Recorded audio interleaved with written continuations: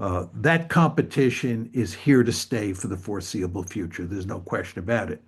But the really important question is whether or not we're going to have a war between the two sides.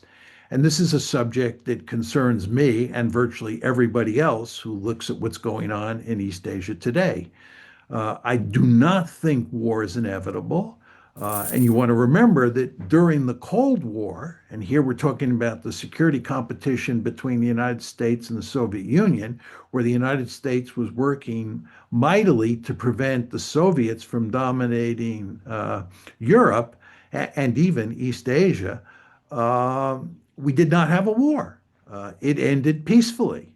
We definitely had an intense security competition, and there was an ever present danger of war, as the Cuban Missile Crisis points out, and the various Berlin crises as well. But thankfully, we did not have an actual hot war. And my great hope is that moving forward, the security competition in East Asia, which is not going to go away, will not result in a hot war. I do remember the ideological mood of the late 90s and early 2000s, the optimism at I think the realist correction to, well, a lot of this assumption, again, based on liberal theory, was that interdependence would be this absolute gain that would produce peace.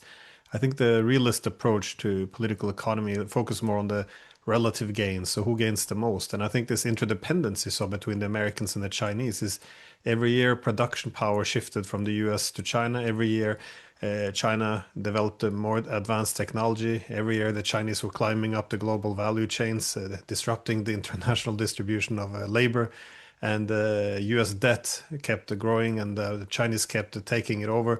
So, the relative shift in power, I think, always put a pressure to.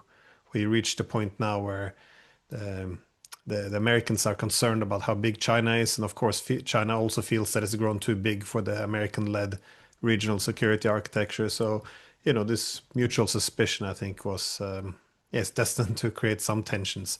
It's just hoping there would be some yeah, magical solution to alleviate this. But I have to say, as a you can say the Chinese who follow the Confucian ideology, nonetheless, they nonetheless seem to be very accommodating of your ideas, as I keep saying on Chinese, political discussions. So.